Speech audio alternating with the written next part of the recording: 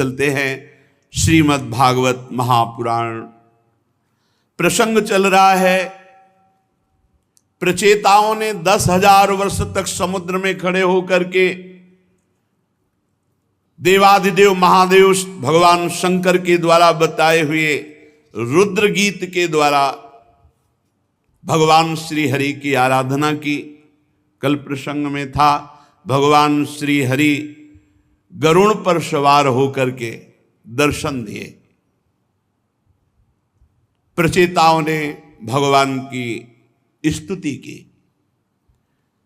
संपूर्ण स्तुति हो जाने के बाद भगवान ने कहा, वरदान मांगो, मेरा दर्शन कभी निष्फल नहीं जाता।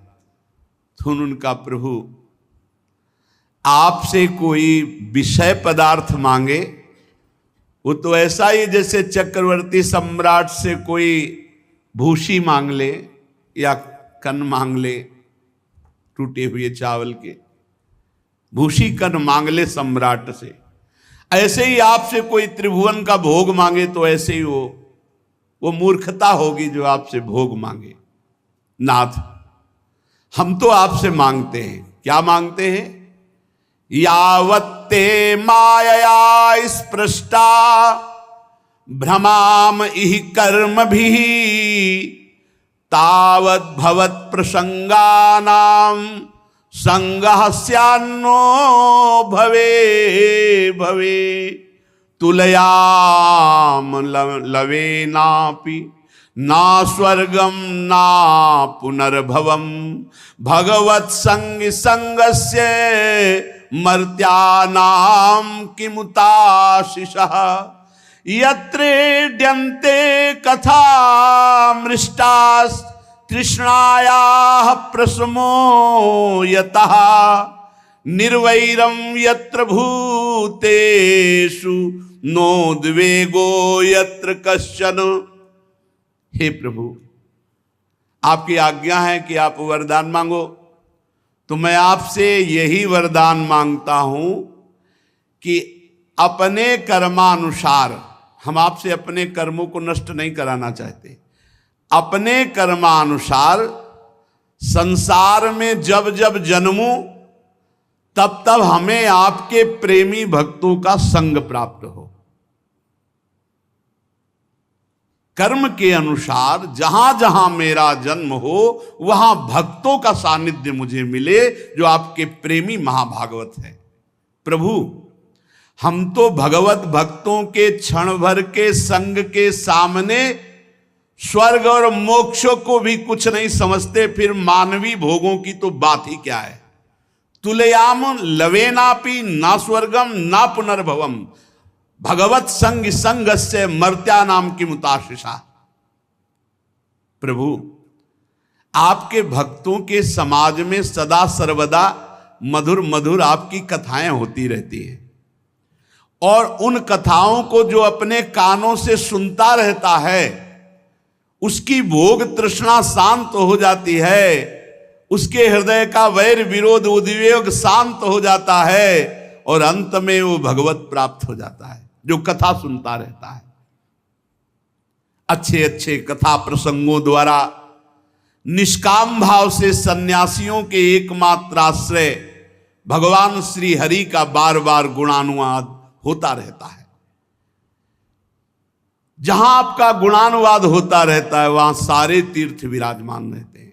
परम, मानो आप सत्संग सुन रहे हैं, परम तीर्थों का अवगाहन कर रहे हैं, क्योंकि जो आपके भक्तजन हैं अगर वो तीर्थों में जाते भी हैं तो तीर्थों को तीर्थत्व प्रदान करने के लिए जाते हैं। तेषाम विचरताम पदभ्याम तीर्थानाम पावने छया भीतस्य किम न रोचेत तावका नाम समागमः। प्रभु, आपके भक्तजन तीर्थों को तीर्थत्व प्रदान करने के लिए विचरण करते हैं। भला ऐसे संतों का समागम मुझ जैसे संसार से भयभीत हुए पुरुष को कैसे रुचिकर न होगा। प्रभु, ये आपकी अहेतुकी कृपा थी कि आपके प्रिय भगवान शंकर का मुझे दर्शन हुआ और उपदेश प्राप्त हुआ। क्षण भर के संग का मुझे आज ये फल मिला कि जन्म मरण रूप दुस्साध्य रोग को मिटाने वाले श्रेष्ठ वैद्य हे भगवान आपका दर्शन प्राप्त हुआ। प्रभु, हमने समाहित चित्त से जो कुछ अध्ययन किया, अपने गुरुदेव की निरंतर सेवा शुश्रूषा की और जो अपने पूज्य जनों को प्रसन्न कर लिया, उस सब का फल मुझे मिला कि आपका दर्शन हुआ। हे स्वामीन, आपकी महिमा का पार कोई भी नहीं पा सकता। स्वयंभू मनु, स्वयं ब्रह्मा जी, भगवान शंकर जो तप और ज्ञान से शुद्ध चित्त हुए बड़े बड़े महापुरुष आपकी महिमा का गान करते रहते हैं, पर पार नहीं पा सकते। अतः प्रभु, हम आपकी महिमा का पार कैसे पा सकते हैं?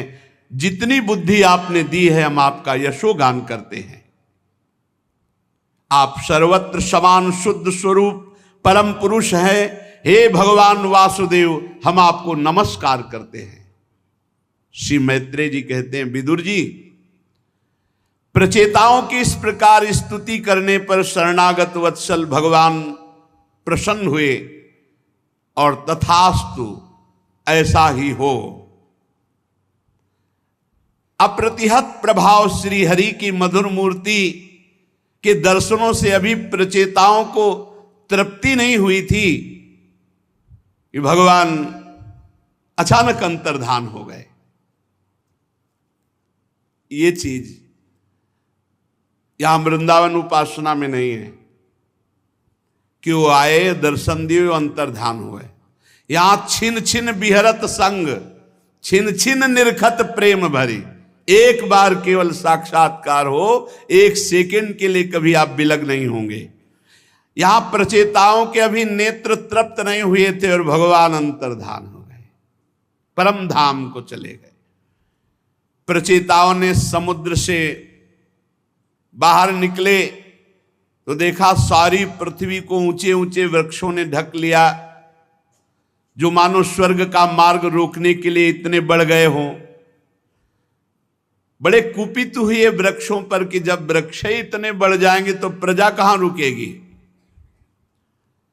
अब उनके पास तप रूपी बल था, तो प्रचंड वायु और अग्नि दोनों को संकल्प किया और छोड़ दिया। तपस्या में बड़ी सामर्थ्य होती।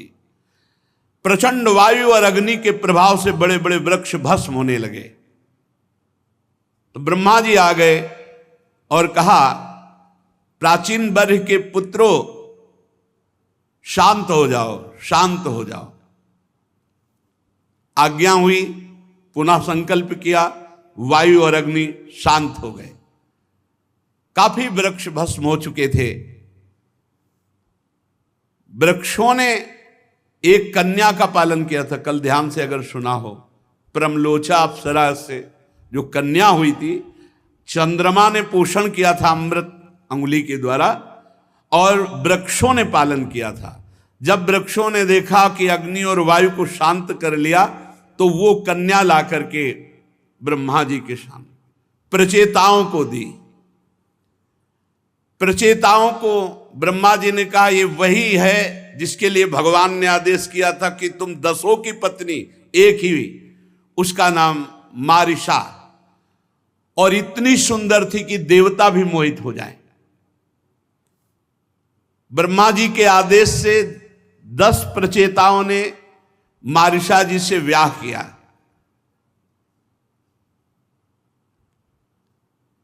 इन्हीं के गर्भ से ब्रह्मा जी के पुत्र दक्ष ने श्री महादेव जी की अवज्ञा के कारण अपना पुरुष शरीर त्याग कर जन्म लिया।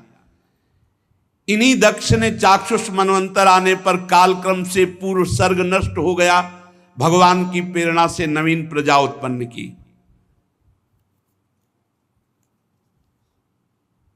प्रचेताओं की आज्ञा से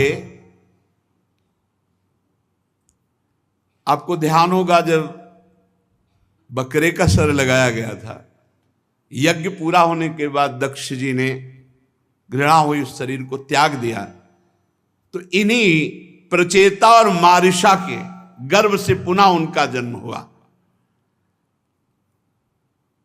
ये बड़े तेजस्वी जन्म से और बड़े कुशल थे, इसीलिए इनका नाम दक्ष हुआ। प्रजापतियों के नायक के पद पर पुनः इनको अभिषिक्त किया गया। मरीचि आदि दूसरे प्रजापतियों को ये अपने अपने कार्यों में नियुक्त करने वाले हुए। ध्यान से सुनो, 10 लाख वर्ष तक जवान रहकर विषयों को सेवन, ऐसा भगवान, तो 10 लाख वर्ष ऐसे व्यतीत हो गए कि पता ही नहीं चला प्रचेताओं को। मारिशा से ब्याह होकर 10 लाख वर्ष यहां अनुभव करने चले हैं। कुछ तो बाल्यावस्था में ही समय नष्ट हो गया, और पीछे के कुछ वृद्धावस्था के बीच में जो बचा उसमें काफी समय नींद में चला गया, प्रमाद में चला गया। अनुभव भोगों का क्या कर पाओगे, कितना कर पाओगे, विवेक। 10 लाख वर्ष प्रचेताओं के जब भोग में व्यतीत हुए, तब उनको ध्यान आया कि कितना समय व्यतीत हुआ। बोले 10 लाख वर्ष। तुरंत, पहले का भजन था ना, मारिशा को, पुत्रों को, सब सुख सामग्री को त्यागा और घर से निकल पड़े। पश्चिम दिशा में समुद्र के तट पर जहां जाजली मुनि ने सिद्धि प्राप्त की थी, वहां पहुंचकर साधना प्रारंभ की। पूर्व अभ्यास, इसीलिए पूर्व में भजन तो अंत में भी भजन। उनको थोड़े ही दिनों में यह ज्ञान हो गया कि मैं आत्मस्वरूप हूं। आत्मविचार ब्रह्म शस्त्र में स्थित हो गए। यह सबसे बड़ी ज्ञान यज्ञ है। मैं आत्मस्वरूप हूं, मैं स्थूल शरीर नहीं हूं, सूक्ष्म शरीर नहीं हूं, मैं कारण शरीर नहीं हूं। उन्होंने प्राण, मन, वाणी, दृष्टि को वश में किया।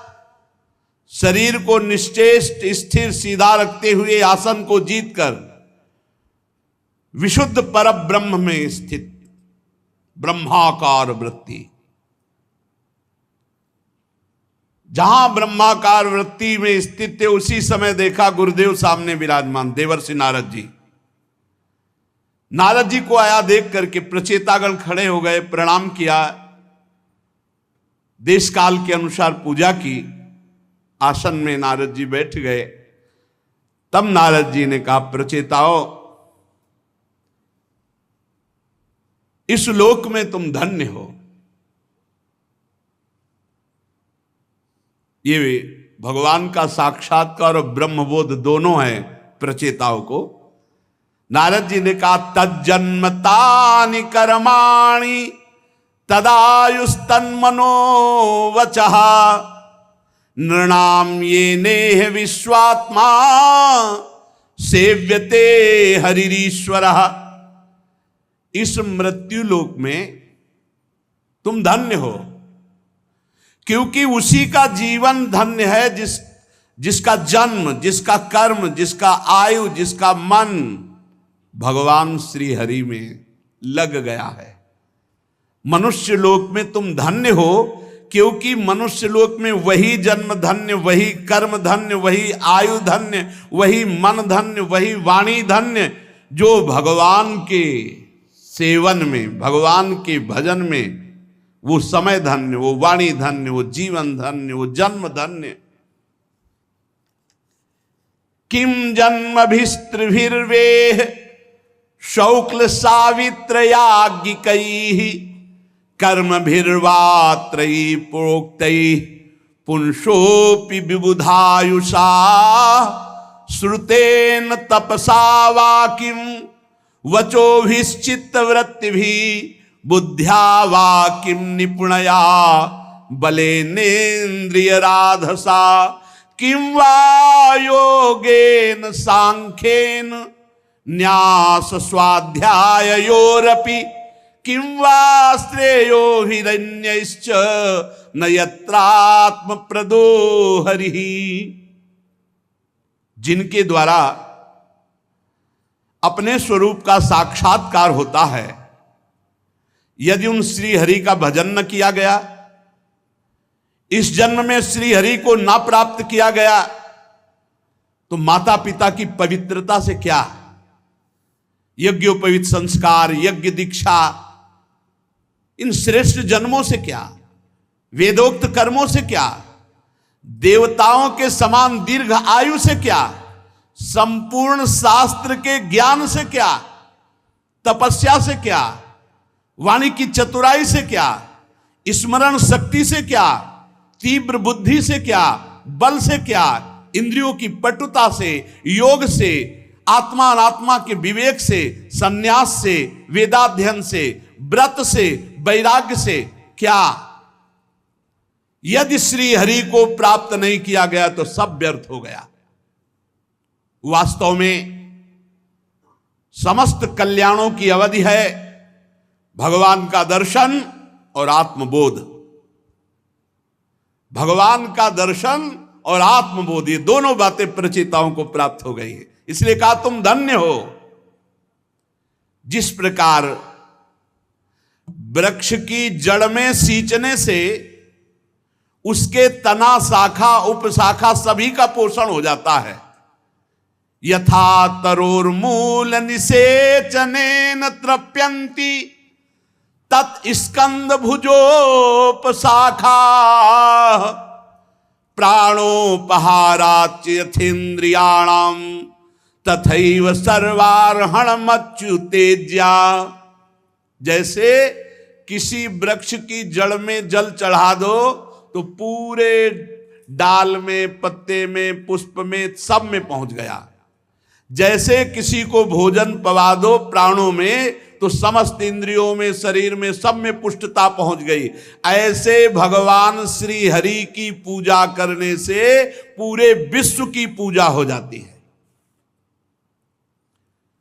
जब दुर्वासा जी दुर्योधन की प्रेरणा से महाराज युधिष्ठिर जब वनवास में तब गए तो उनकी अव्यवस्था थी कि इतने ऋषियों को एक साथ कैसे पवाएं, और बटलोई भी द्रौपदी जी ने पाके धो के रख।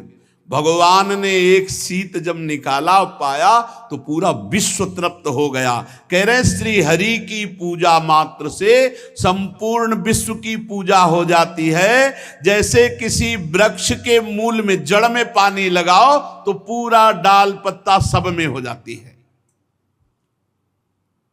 ये सारा चराचर जगत भगवान श्री हरि में प्रकट हुआ है, श्री हरि में वास कर रहा है और श्री हरि में ही लय कर जाएगा। ये विश्व रूप भगवान ही हैं, बस यही जानना है। जैसे सूर्य की प्रभा सूर्य से भिन्न नहीं है, ऐसे ये जगत भगवान से भिन्न नहीं है। भगवान ही बने। हमारी जब तक मलिन बुद्धि तब तक ये प्रश्न बना रहेगा कि ये जगत भगवान कैसे हो सकता है, कोई दुष्ट स्वभाव वाला है, कोई ऐसा, कोई ऐसा। ये सब बाहरी मायाकृत दर्शन है। बादल, अंधकार और प्रकाश ये आकाश से प्रकट होते हैं, आकाश में रहते हैं और आकाश में ही लीन हो जाते हैं, पर तीनों से आकाश परे है। इसी प्रकार सतोगुण, रजोगुण, तमोगुण ये भगवान से प्रकट होते हैं और भगवान में ही लीन हो जाते हैं। इनका प्रवाह भगवान से ही चलता है, पर भगवान इन सबसे परे हैं, जैसे आकाश। अतः ब्रह्मादि समस्त लोकपालों के ईश्वर भगवान श्री हरि अपनी आत्मा है, ऐसा जो मानता है वो गुणों के प्रवाह से मुक्त होकर जीवन मुक्त महापुरुष हो जाता है। देखो सेवक जी अनुभव कर रहे हैं, बड़े रसिक महापुरुष हैं। कौन है आत्मा? बोले आत्मा हरिवंश प्रगट परमानंद। परमानंद स्वरूप हरिवंश ही हमारी आत्मा है। यहां कह रहे हैं श्री देवर्षि नारद जी, सर्वलोकपालों के अधीश्वर श्री हरि को अपनी आत्मा के रूप में जो अनुभव करता है वो जीवन मुक्त महापुरुष हो जाता है। वो गुण प्रवाह संसार का मानो संहार कर डाला, उसके लिए संसार है ही नहीं। भक्तवत्सल भगवान जीवों पर दया करने से बहुत प्रसन्न होते हैं। 3 बातें महाप्रभु चैतन्य देव जी ने सनातन जी को उपदेश करी। जीवे दया, नामे रुचि, वैष्णव सेवा। अगर नाम जब चल रहा है, सबके प्रति दया का भाव है और साधु महात्मा वैष्णवों की सेवा का भाव, बोले इससे बढ़कर कोई उपदेश नहीं। नामे रुचि, जीवे दया, वैष्णव सेवा, इससे बढ़कर कोई। यहां भी कह रहे हैं देवर्षि नारद जी कि भक्तवत्सल भगवान दया सर्वभूतेषु संतुष्टिया एन केनवा सर्वेन्द्रियोपशांत्या च तुष्यत्यासु जनार्दन। भगवान उसके ऊपर बहुत जल्दी प्रसन्न हो जाते हैं जो किसी से लड़ाई झगड़ा नहीं करता, छल कपट नहीं करता, निंदा स्तुति नहीं करता। बड़ा प्यार में जीवन भक्त का होता है, सबसे प्यार में जीवन। सब जीवों पर दया, दया सर्वभूतेषु और संतुष्टिया एन केनवा, ये बहुत बड़ी बात है। हर स्थिति में प्रसन्न रहो यार, हर स्थिति में, काहे को जलो, काहे को संतुष्टायन केनवा। हर स्थिति में जैसी भी परिस्थिति है उसमें राजी रहो। जोई जोई प्यारो करे सोई मोई भावे, काहे को असंतुष्ट होते हो। हर स्थिति में खान पान वास व्यवहार, जैसी भी परिस्थिति भगवान ने मेरे योग्य दिया है, इसलिए हम राजी रहे। और सर्वेंद्रियोपशांत्याच, अपनी इंद्रियों को विषयों से निवृत्त करके शांत कर लिया तो भगवान जनार्दन इसी से प्रसन्न हो जाते। नाम जब चल रहा है, दूसरों पर दया का भाव है, किसी से कोई राग द्वेष नहीं, और इंद्रियों को विषयों से निवृत्त करके शांत कर लिया, वो भगवत प्राप्त महापुरुष। ये 3 ऐसणाएं हैं जो जीव को खाई की तरह गिरा लेती, भगवत प्राप्ति नहीं होने देती। पुत्रैषणा, वित्तैषणा और लोकैषणा। अपहत सकलैषणा मलात्मन्य विरत मेधित भावनोपहूता, जिसने सकल ऐषणाओं से अपने को बचा लिया। पुत्रैषणा, कामिनी काम भोग। वित्तैषणा, रुपया पैसा सोना चांदी। लोकैषणा, नाम हो जाए, कीर्ति मान प्रतिष्ठा।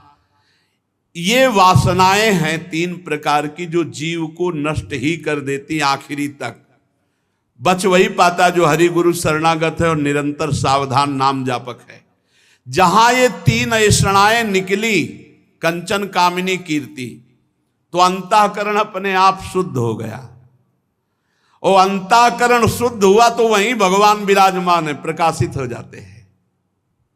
भक्ताधीनता को चरितार्थ करते हुए हृदयाकाश में ही भगवान प्रकाशित हो जाते हैं, जिनकी 3 ऐषणाएं नष्ट हो चुकी हैं। पुत्रैषणा, वित्तैषणा, लोकैषणा, कंचन कामिनी कीर्ति। प्रचेतागणों, भगवान तो अपने को जो सर्वस्व मानने वाला है उस पर न्यौछावर होते हैं। जो भगवान को सर्वस्व मानता है उसी पर भगवान अपना प्रेम न्यौछावर कर देते हैं। परम रसज्ञ, परम कृपालु, अकिंचनों की अनन्याश्रया अहेतु की भक्ति के वश हो जाते हैं। बहुत सुंदर। जो परम धन श्री भगवान को मानता है। आपके पास संपत्ति क्या है? बोले श्री जी दंपति संपत्ति पाई है। ये दिमाग में बैठ जाए। हमारी संपत्ति कौन? श्यामा श्याम। देवर्षि नारद जी कह रहे प्रचेतागणों, जो भगवान को ही सर्वस्व मानता है, ऐसे पर भगवान अपना प्रेम न्यौछावर कर देते हैं। परम रसज्ञ, परम कृपालु भगवान अकिंचनों के परम धन हैं और अनन्याश्रया, अन्य आश्रय जिसका नहीं, ऐसों के अधीन हो जाते हैं, अधीन हो जाते हैं। जो लोग शास्त्र ज्ञान के अभिमान में, धन के अभिमान में, कुल और विद्वता के अभिमान में उन्मत्त होकर ऐसे निष्किंचन साधु जनों का तिरस्कार करते हैं, उन दुर्बुद्धियों की पूजा तो प्रभु कभी स्वीकार नहीं करते और उनकी दुर्गति होती है। होता है ऐसा होता है। जब अब शास्त्र के ज्ञान का अभिमान होता है और खूब वैभव होता है तो उनकी एक उन्मत्तता होती है। तो जो अकिंचन भगवद आश्रित जन हैं उनका वो अपमान करते हैं जाकर, क्यों म्यों तर्क, लेकिन, अगर, मगर, ऐसे बहुत तरह से। जो ऐसे निष्किंचन भगवत प्रेमी महात्मा साधु जनों का तिरस्कार करते हैं, उन दुर्बुद्धियों की भगवान कभी पूजा स्वीकार नहीं करते। अगर उनको लगता हो कि मैं एकांत में भगवान की बड़ी पूजा करके प्रसन्न कर लूंगा और ऐसे भक्तों का अपमान कर दूंगा तो उनकी दुर्गति होती, भगवान उनकी पूजा स्वीकार नहीं करते। देवर्षि नारद जी कहते हैं भगवान किसी की पूजा की आकांक्षा नहीं रखते, वो स्वरूपानंद से परिपूर्ण है। अरे महालक्ष्मी उनके चरण चापती रहती है, वो बड़े बड़े देवता ब्रह्मादि स्तुति करते रहते हैं, उनकी परवाह नहीं करते। पर इतने पर भी उनके जो दीन अकिंचन भक्त हैं, ऐसे भगवान उनके अधीन रहते हैं। गोस्वामी श्री तुलसीदास जी महाराज कह रहे हैं, जो पे कृपा रघुपति कृपालु की, बैर और के कहा सरे। ध्यान दीजिएगा, होई न बाको बार भगत को, जो को कोटि उपाय करे। यदि भगवान श्री हरि का दास है, निरंतर उनके भजन में है, उनकी कृपा में डूबा हुआ है, तो त्रिभुवन में ऐसा कौन है जो ऐसे भक्त से वैर कर सके? कौन ऐसा त्रिभुवन में पैदा हुआ जो बैर कर सके ऐसे भक्त से और बैर करके सुरक्षित रह सके? होई न बाको बार भगत को, जो को कोटि उपाय करे। करोड़ों उपाय करके देख ले, भक्त का बाल भी बांका नहीं हो सकता। क्यों? क्योंकि बहुत बड़े श्री हरि उनका वो दास है और निरंतर उनके चिंतन में है। तकै नीचु जो मीचु साधु की, सो पामर तेहि मीचु मरे। वेद विदित प्रहलाद कथा सुनी, को न भगति पथ पाऊं धरे। बहुत सावधान, भक्तों से बहुत सावधान। भगवान के जो दीन अकिंचन भक्त हैं, बहुत सावधान। ये राख में छुपी हुई आग है, छेड़ मत दो। नमस्कार, बस नाम जप करो, उनके वचन सुनो, इनको ऐसा ना समझो अरे बहुत बड़े के हैं। हिरण्यकश्यप 5 वर्ष के प्रहलाद जी तो कह रहे वेद विदित प्रहलाद कथा सुनि, को न भगति पथ पाऊं धरे। क्या बिगाड़ लिया त्रिभुवनपति हिरण्यकश्यप ने? बाल भी एक नहीं तोड़ पाया प्रहलाद जी का, और फिर फाड़ के फेंक दिया नरसिंह भगवान ने। दहाड़ में मूर्छित हो गया था त्रिभुवनपति, महाबलशाली, महान तपस्वी हिरण्यकश्यप। भगवान नरसिंह जब खंभा फाड़ के दहाड़ के निकले तो ढाल अलग पड़ी थी, तलवार अलग पड़ी थी, मूर्छित पड़ा।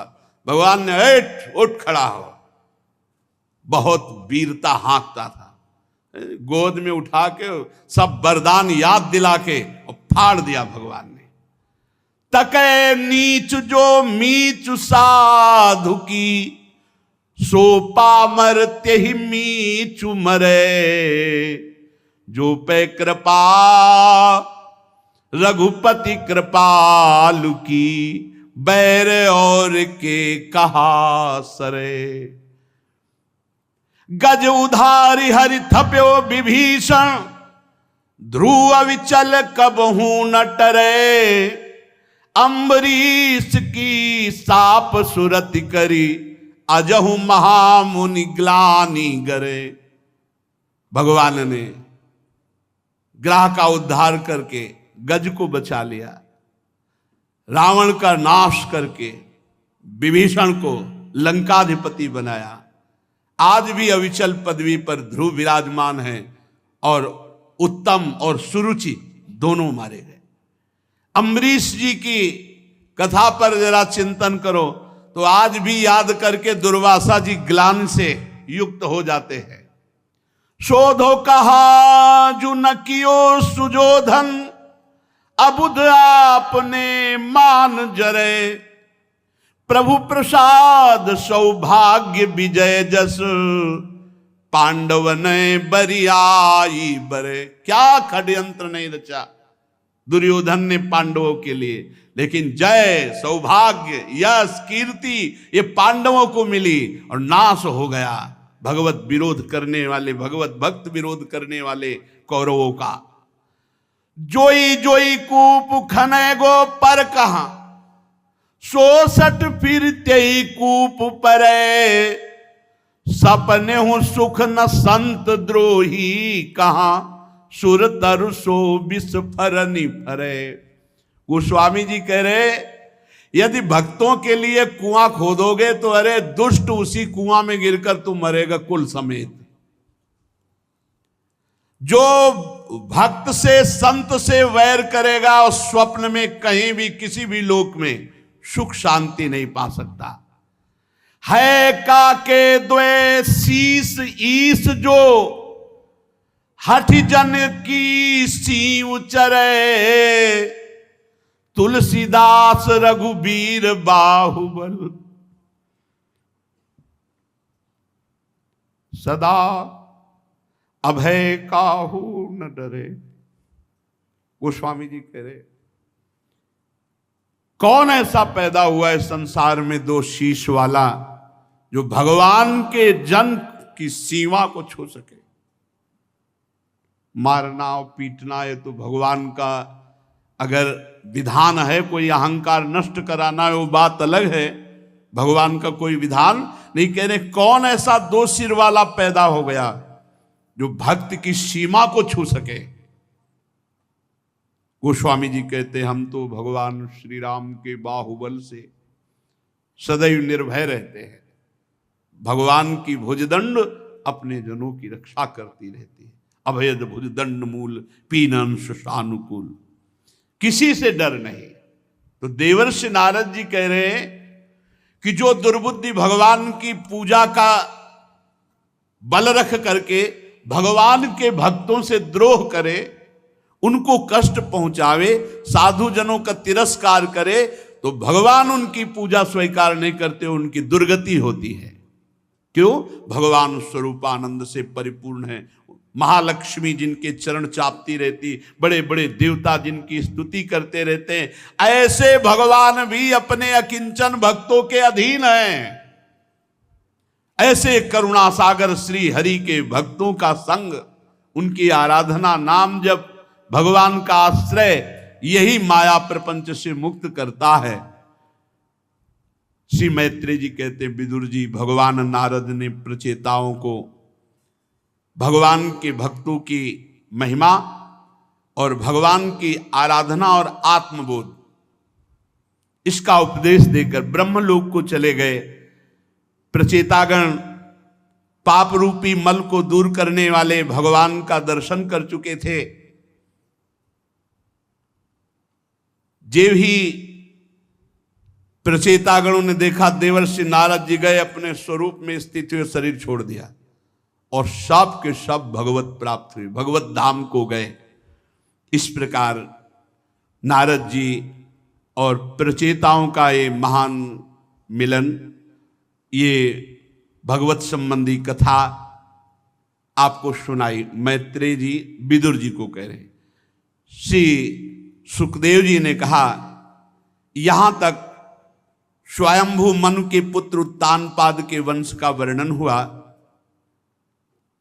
आगे जो हम आपको चरित्र सुनाएंगे वो महाराज प्रियव्रत का पावन चरित्र। आज यही विश्राम करते। श्री राधा वल्लभ लाल की।